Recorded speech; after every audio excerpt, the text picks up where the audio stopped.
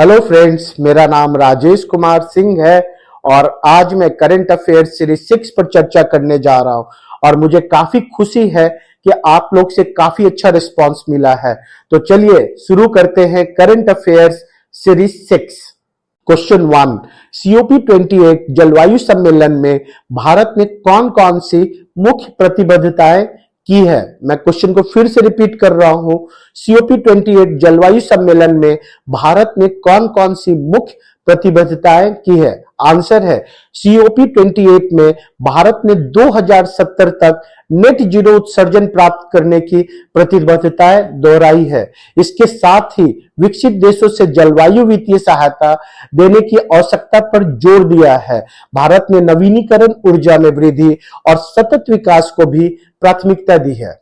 Question 2, 2023 में संसद द्वारा पारित महिला आरक्षण बिल का महत्व क्या है। मैं क्वेश्चन को फिर से रिपीट कर रहा हूं। 2023 में संसद द्वारा पारित महिला आरक्षण बिल का महत्व क्या है। आंसर है महिला आरक्षण बिल का उद्देश्य लोकसभा और राज्यसभा में महिलाओं को 33% सीटों का आरक्षण करना है। इसका महत्व महिलाओं की राजनीतिक भागीदारी बढ़ाने में, लिंग समानता को बढ़ावा देने और निर्णय लेने की प्रक्रियाओं में महिलाओं को सशक्त बनाना है। क्वेश्चन 3, भारत की G20 अध्यक्षता के 2023 में प्रमुख परिणाम क्या रहे। मैं क्वेश्चन को फिर से रिपीट कर रहा हूं।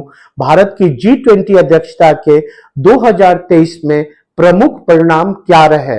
आंसर है प्रमुख परिणामों में सतत विकास, वैश्विक सुरक्षा और डिजिटल अर्थव्यवस्था के लिए प्रयास शामिल है।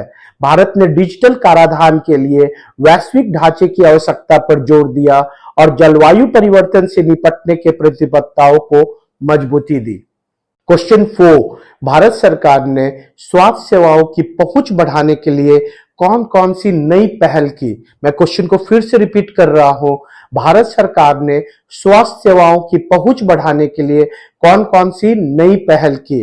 आंसर है हाल ही में आयुष्मान भारत योजना को विस्तार किया गया, जो कमजोर वर्गों को स्वास्थ्य बीमा प्रदान करती है। इसके अलावा सार्वजनिक स्वास्थ्य ढांचे को मजबूत करना, मानसिक स्वास्थ्य जागरूकता को फैलाना और नए मेडिकल कॉलेज की स्थापना के लिए प्रयास करना है। क्वेश्चन 5, पिछले वर्ष भारत स्टार्टअप इकोसिस्टम को बढ़ावा देने के लिए कौन से कदम उठाए। मैं क्वेश्चन को फिर से रिपीट कर रहा हूं। पिछले वर्ष भारत स्टार्टअप इकोसिस्टम को बढ़ावा देने के लिए कौन से कदम उठाए। आंसर है भारत सरकार ने स्टार्टअप इंडिया सीड फंड योजना, स्टार्टअप्स के लिए कर लाभ और नियमों को सरल बनाने के उपाय किए हैं।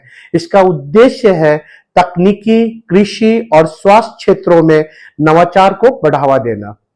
क्वेश्चन 6, हाल के कृषि सुधारों ने किसान की समस्याओं को कैसे संबोधित किया है। मैं क्वेश्चन को फिर से रिपीट कर रहा हूं।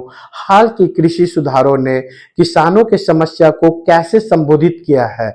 आंसर है कृषि सुधारों में किसानों को सीधे लाभ हस्तांतरण, वित्तीय सहायता और पीएम किसान योजना शामिल है। इसमें किसानों के संकट को कम करना है, कृषि उपज के लिए बेहतर बाजार सुनिश्चित करना है। क्वेश्चन 7, पूर्वी यूरोप में चल रहे भू राजनीतिक तनावों ने भारत की विदेश नीति पर क्या प्रभाव डाला। मैं क्वेश्चन को फिर से रिपीट कर रहा हूं। पूर्वी यूरोप में चल रहे भू राजनीतिक तनावों ने भारत की विदेश नीति पर क्या प्रभाव डाला। आंसर है रूस यूक्रेन संघर्ष ने भारत को पश्चिमी देशों और रूस के साथ अपने संबंधों को संतुलित करने के लिए मजबूर किया।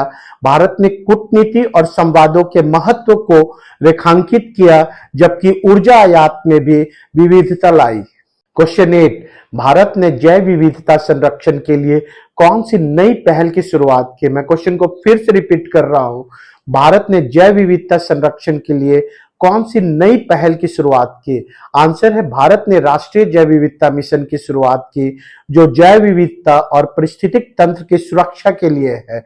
इसमें प्राकृतिक आवासों का पुनर्स्थापना और स्थानीय समुदायों के बीच सतत प्रथाओं को बढ़ावा देने का प्रयास शामिल है।